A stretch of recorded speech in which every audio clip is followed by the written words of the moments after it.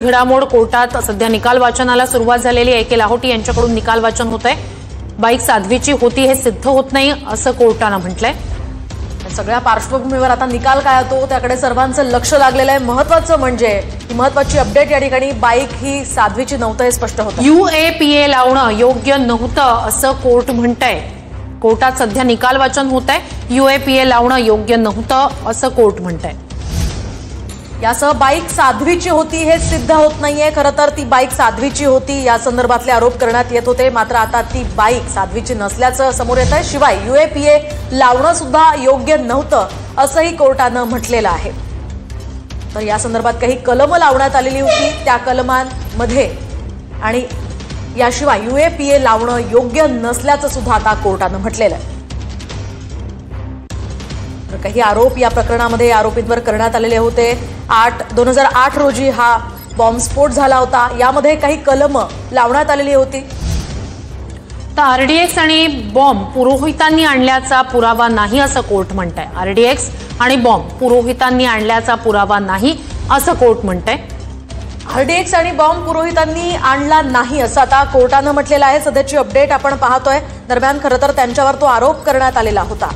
RDX आणि bomb पुरवल्याचा हा पुरावा नसल्याचं कोर्टानं म्हटलेलं आहे। RDX आणि बॉम्ब पुरोहितांनी आणल्याचा पुरावा नाही असं कोर्ट म्हणतंय। RDX आणि बॉम्ब पुरोहितांनी आणल्याचा पुरावा नाही असं कोर्ट म्हणतंय। कोर्टात निकाल वाचनाला सुरुवात झालेली आहे। RDX आणि बॉम्ब पुरोहितांनी आणल्याचा पुरावा नाही असं कोर्टानं म्हटलंय। दरम्यान निवृत्त लेफ्टनंट कर्नल पुरोहित हे त्यावेळी स्फोटकांची व्यवस्था करण्यासाठी ते गेलेले होते आणि त्यांनी खरं तर ही स्फोटासाठी RDXची व्यवस्था केल्याचा त्यांच्यावर आरोप होता, मात्र त्या संदर्भातले पुरावे नसल्याचं आता कोर्टानं इथे म्हटलेलं आहे। RDX आणि बॉम्ब पुरोहितांनी आणल्याचा पुरावा नाही असं कोर्टानं म्हटलेलं आहे। 2008च्या मालेगाव बॉम्बस्फोट खटल्याच्या निकाल वाचनाला सुरुवात झाली। पुरोहितांनी संस्थेची रक्कम स्फोटासाठी वापरल्याचा सुद्धा पुरावा नसल्याचं या ठिकाणी कोर्टानं म्हटलंय। पुरोहितांनी संस्थेची रक्कम स्फोटासाठी वापरल्याचा पुरावा नसल्याचं आता या ठिकाणी कोर्टानं म्हटलेलं आहे। सध्याची महत्त्वाची आणि मोठी अपडेट या प्रकरणात आपण पाहतोय। पुरोहितांनी संस्थेची रक्कम स्फोटासाठी वापरल्याचा पुरावा नाही असं कोर्ट म्हणतंय। तर पुरोहितांनी RDX आणल्याचा सुद्धा पुरावा नाहीये। लेफ्टनंट कर्नल खरं तर ते निवृत्त आहेत आता आणि त्यावेळी त्यांच्यावर हा आरोप करण्यात येत होता, मात्र आता RDX त्यांनी आणल्याचा पुरावा नसल्याची ही माहिती आता समोर आलेली आहे। सध्याची महत्त्वाची आणि मोठी अपडेट या प्रकरणात आपण पाहतोय। तर पुरोहितांनी RDX आणल्याचाही पुरावा नाही असं कोर्ट म्हणतंय। पंचनामा नीट झाला नव्हता, मोबाईलमधूनही पुरावे आढळलेले नाहीत, आरोपींमध्ये बैठक झाल्याचा पुरावा नाही, यासोबतच पुरोहितांनी RDX आणल्याचाही पुरावा नाही असं कोर्ट म्हणतंय।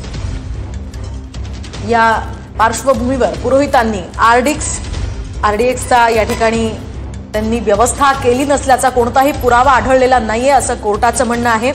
याआधी स्फोटकांची व्यवस्था करण्याचा त्यांच्यावर आरोप करण्यात आलेला होता, मात्र त्या संदर्भातला पुरावा आढळलेला नाहीये। पुरोहितांनी RDX आणल्याचाही पुरावा नाही असं कोर्ट म्हणतंय। तर निकाल वाचनाला सुरुवात झालेली आणि काही वेळातच या संदर्भातला निकाल येईल। पुरोहितांनी RDX आणल्याचाही पुरावा नाही असं कोर्ट म्हणतंय।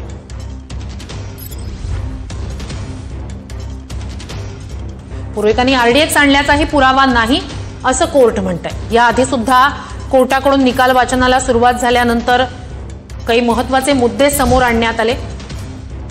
तर फक्त संशयाच्या आधारावर आरोपींना शिक्षा होऊ शकत नाही असंही कोर्टानं म्हटलंय। फक्त संशयाच्या आधारावर आरोपींना शिक्षा होऊ शकत नाही असं कोर्टानं म्हटलंय। फक्त संशयाच्या आधारावर आरोपींना शिक्षा होऊ शकत नाही असं कोर्टानं म्हटल्याचं कळतंय। संशयाच्या आधारावर आरोपींना शिक्षा होऊ शकत नाही असं कोर्ट म्हणतंय। तर निकालाचं हे वाचन आपण पाहतोय। आरोपींना संशयाचा